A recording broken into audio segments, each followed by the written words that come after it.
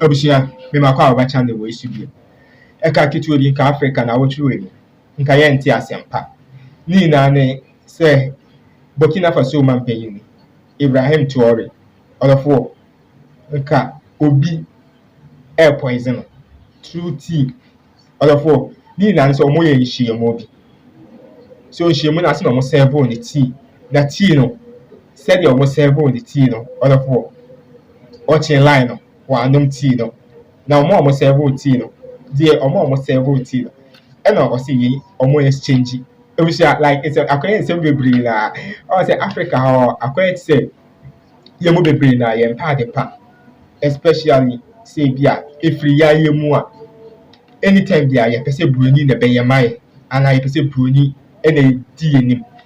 Me was a young kasa bi before e betima di e ho so e betima hwe because we said Ibrahim Traore or say ye Burkina Faso other for e say when ye say o ka kire why you mo bebree na since say obetna so from 2022 ebe Monday or this is I abo on my marks ama timba mu fo no kra empese obe step down abusia we am makai video bia mehwe no preach and I preaching bia mehwe that was 2021 yeah as in 2021 so for my friend Bishop Samuel Mensah or your president ma Full Gospel Church International okay assembly or say the enemy within or for the enemy may try some small portion of the video now what TV oh say the city kwaya ya kasa the enemy within Faso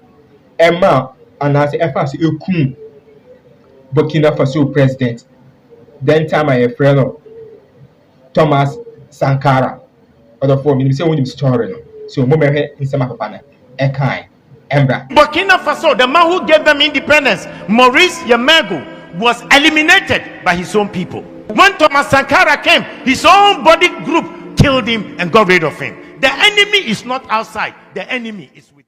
Other for we need some Bishop Samuel Mensah e kan any united say African empire pa anytime bia ye mobi ebe peja say bia obu ni man o he ni man yi no bo say ya bo say ye ne abofo na kwaye one na o ma da na ye yi nipa na free ho sabe bebe na o pese o mo de Ibrahim Traore and we come one I think that it's more than 15 assassination attempts on his life.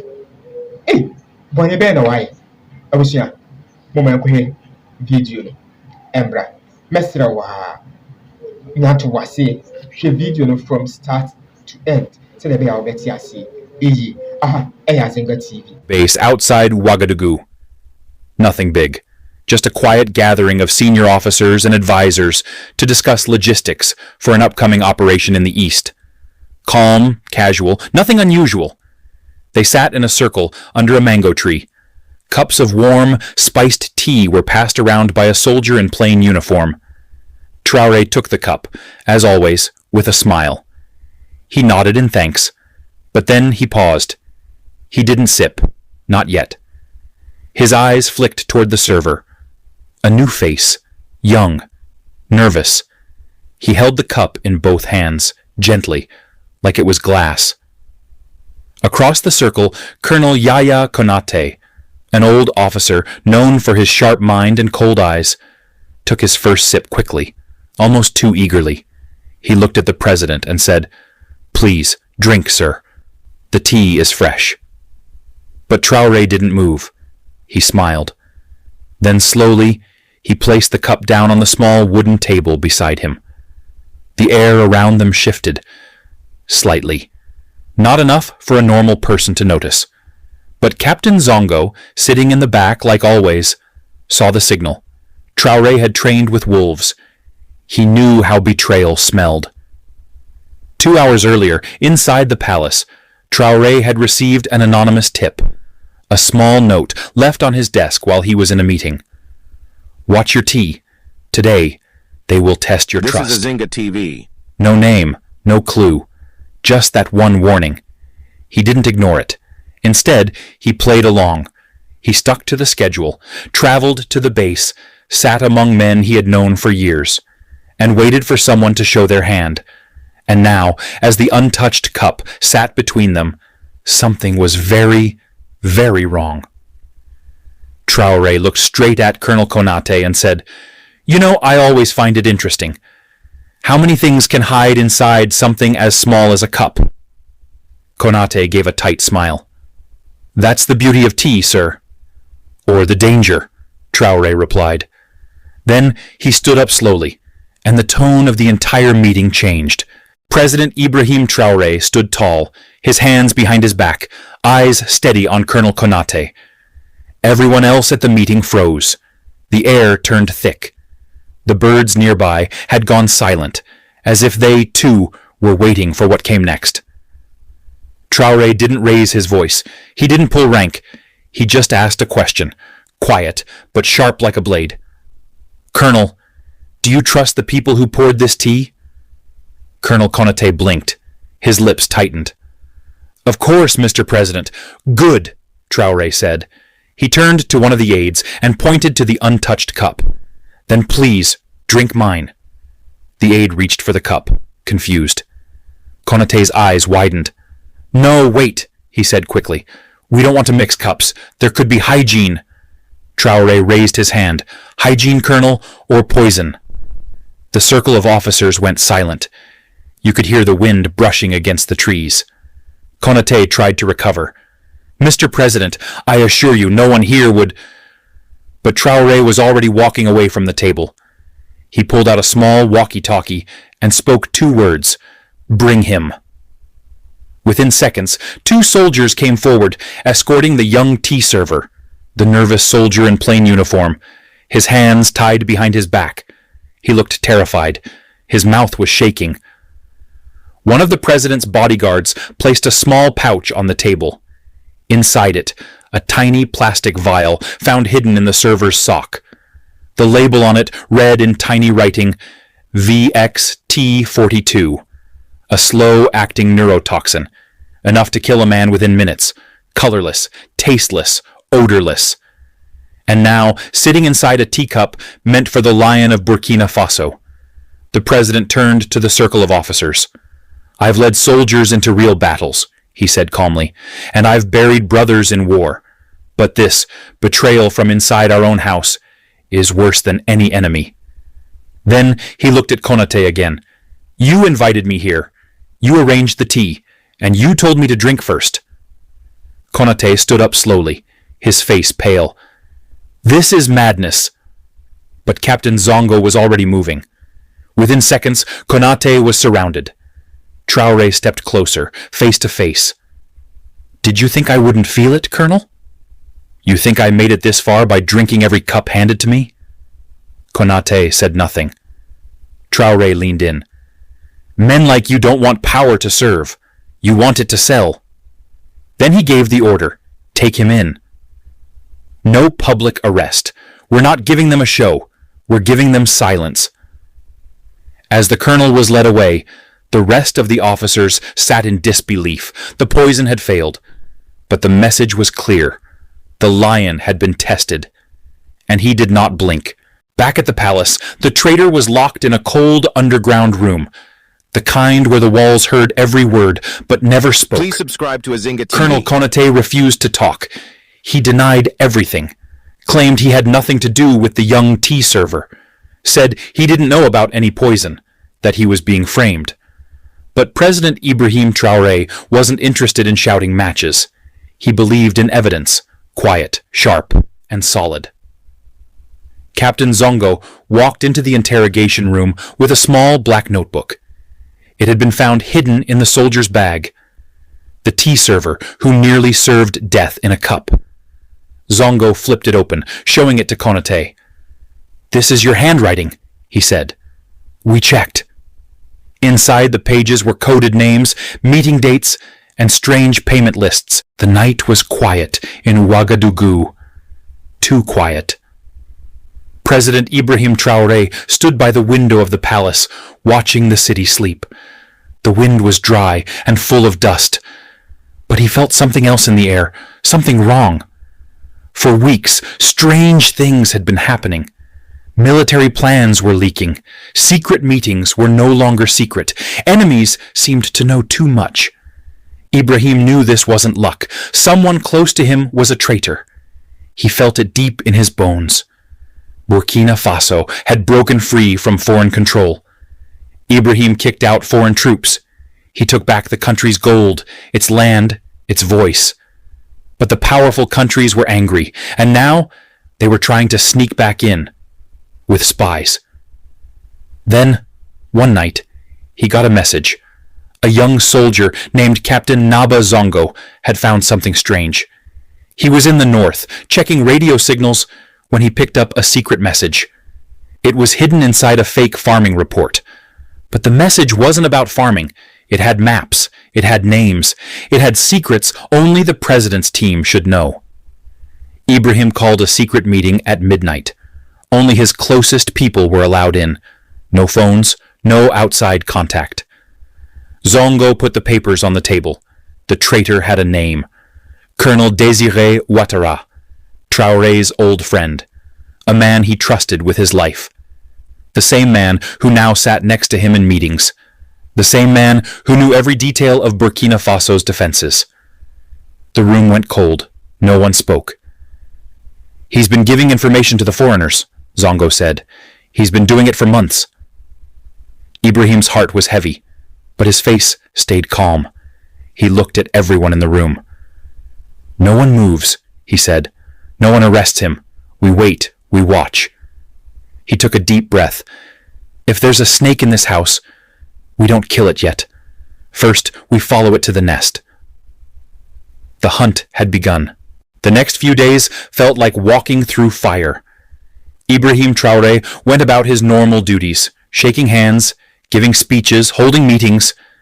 But inside, he was watching every move, every word, every glance from Colonel Ouattara. The man smiled like nothing was wrong. He was calm, too calm. But behind the scenes, Ibrahim's secret team was working day and night. Captain Zongo and a group of trusted soldiers were following Ouattara quietly. They tapped his phone, tracked his car, and watched who he met. What they found was shocking. Colonel Ouattara had been sneaking out of the palace late at night. He always took a black car, no escort. And each time, he went to the same place. A quiet house near the French embassy. It looked empty, but Ibrahim knew better. It was a spy house. The team planted a tiny camera across the street. One night, they saw it. Ouattara entering the house and meeting two foreign men in suits. One of them was from the U.S., the other, a European. They gave him a black suitcase. He gave them a file. Inside that file was the president's travel plan for the next month. That was it. Proof. Ibrahim watched the video himself. He stood in his dark office, fists clenched. His own friend, the man who once took a bullet beside him in battle, was selling him out like a cheap product. But Ibrahim didn't get angry. He got smart. He picked up the phone and said only 2 words to Captain Zongo. "It's time." They prepared a trap. The next day, Colonel Ouattara was told to attend a security meeting at the top floor of the defense building. He walked in, like always, calm and smiling. But this time, there were no handshakes. Just 10 soldiers with guns, and President Ibrahim Traore himself, waiting. The smile on Ouattara's face faded. "You were my brother," Ibrahim said, his voice like thunder. "Why?" Ouattara didn't speak. Ibrahim stepped closer. "You sold this country for what? Dollars? Promises? You think they'll protect you now?" Still no answer. Then Captain Zongo opened the suitcase. Money, tracking devices, and a hidden USB drive. "You're not going to prison," Ibrahim said coldly. "You're going to talk." The room went silent. A storm was coming. Colonel Ouattara sat alone in a cold, dark room underground. No windows, no clock. Just silence. He hadn't slept in 2 days. He was no longer the proud soldier. Now he looked like a broken man. President Ibrahim Traore stood behind a one-way mirror, watching him. His face showed no emotion, but inside, his heart was heavy. This was the man he once called a brother. They had shared food, stories, and war. Now, they were enemies. Captain Zongo stepped into the room and placed the USB drive on the table. "We opened it," he said. "It's all there. Every file you gave them. Every secret." Ouattara looked down. "You don't have to talk," Zongo added. "But when they find out you've been caught, they'll throw you away like trash. They don't care about you. We're your only chance now." Hours passed. No answers. Then, finally, Ouattara broke. He started talking. He told them everything. The US and European agents had approached him 1 year ago. First, they offered compliments, then money, then promises, a house in Paris, a job with the UN, power after Ibrahim fell. They wanted to control Burkina Faso again, its gold, its land, its politics, and he believed them. "I thought they would protect me," he said softly, "but now I see. They were using me." Ibrahim entered the room. He sat across from his old friend. For a long moment, there was silence. Then Ibrahim spoke, calm but firm. "You didn't just betray me. You betrayed the people, the mothers in the villages, the soldiers fighting every day. You sold their future." Ouattara couldn't look him in the eye. "I'm sorry," he whispered. Ibrahim stood. "You'll answer for what you've done, but first, you'll help us stop them." And so began a new mission, a secret plan. Ibrahim and his team would use Ouattara's contacts to feed false information back to the foreign spies. They would turn the game around. They would strike from within. For every lie sent out, they planted a trap. For every message received, they learned their enemy's next move. Soon, one embassy official vanished. Another was quietly flown out of the country. A third was exposed in the media. Burkina Faso was no longer the hunted. It was the hunter. And at the center of it all stood Ibrahim Traore, calm, brave, and unshaken. A leader who didn't just fight with weapons. He fought with truth, courage, and heart. The shadow war had begun, but the people now had a guardian. Their lion was awake. The days that followed felt like walking on fire. President Ibrahim Traore knew he couldn't rest. The enemy was powerful, rich, silent, but now they were also blind. With Colonel Ouattara's help, they fed lies to the foreign agents, fake documents, made-up plans, even false military routes. The spies believed everything. They trusted Ouattara. They thought the game was still theirs. But they were falling into a trap. Captain Zongo ran the entire operation from a hidden room deep in the Ministry of Defense. There were maps on the walls, blinking lights, and radios buzzing day and night. Ibrahim visited every night in secret, guiding every move. Then, the big chance came. One of the foreign agents, a man named Reed, working under the title of Agriculture Advisor, sent a message. He wanted to meet Colonel Ouattara at a safe house just outside the capital. He said it was urgent. He wanted to secure the next phase. That meant one thing. They were planning something big, something dangerous. Ibrahim's eyes burned with fire. "We end this now," he said. He ordered a full silent operation. No uniforms, no noise, just shadows. At midnight, Colonel Ouattara entered the safe house, wearing a hidden mic and a tiny tracker in his belt. His hands were shaking. He knew this could be the end of him if things went wrong. But he also knew he owed it to his country. Inside, Reed and another European agent were already waiting. "You've been quiet," Reed said coldly. "Is the president suspicious?" Ouattara kept his face calm. "He trusts me. I brought the next phase files." He handed them a fake folder. Then Reed leaned closer. "You need to be ready. It's time to finish him. The president must fall before the elections." Outside the safe house, Ibrahim was listening through the headset. His eyes narrowed. His jaw tightened. That was it. He gave the order. Like ghosts in the night, Zongo's team moved in. Doors burst open. In seconds, the room was surrounded. Reed and his partner froze. Guns were pointed at their heads. "You're under arrest," Zongo said. "You have no right," Reed shouted. "We're diplomats." "Not tonight," Zongo replied. "Tonight, you're caught." As the agents were dragged away, Ibrahim stepped into the room. No guards, no weapon, just him. Reed looked at him with hatred. "You think you've won?" "I didn't win," Ibrahim said calmly. "Burkina Faso did." The world woke up the next morning to shocking headlines. Foreign spies caught in Burkina Faso espionage plot. Traore exposes secret plan to destabilize government. Embassies went silent. Foreign statements were full of excuses. But inside, they knew they had been stung. And the man who led the sting? A soldier, a patriot, a lion who would not kneel. The morning after the arrests, the sun rose differently over Ouagadougou. It was brighter, stronger. Like the land itself could feel the truth had come to light.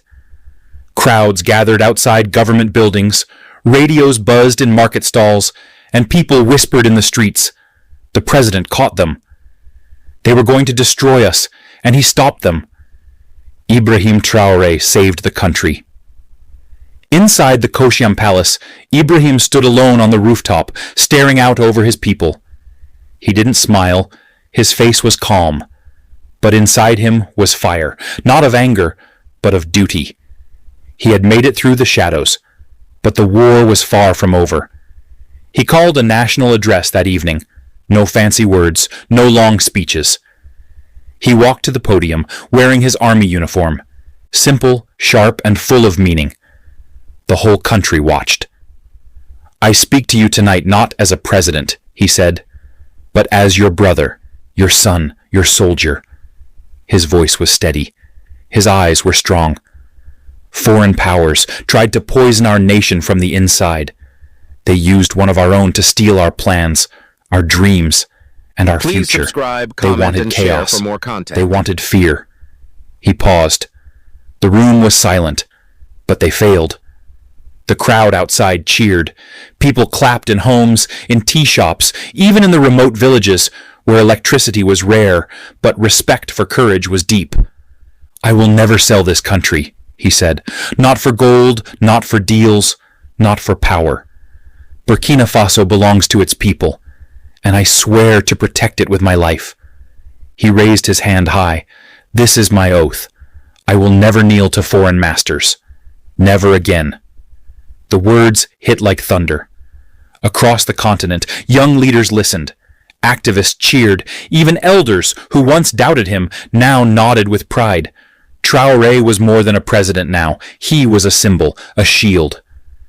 Later that night, as the city returned to peace, Ibrahim sat with Captain Zongo under the stars. "You did well," he told the young man. Zongo smiled. "I followed your lead, sir." Ibrahim looked up at the sky. "They'll try again, maybe in another way, maybe with another face. Then we'll stop them again," Zongo said. Ibrahim nodded slowly.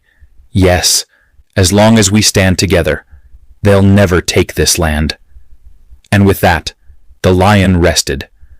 But only for a moment, because heroes like Ibrahim Traore don't sleep for long. They rise with the people, they fight in silence, and they protect the future with fire in their hearts.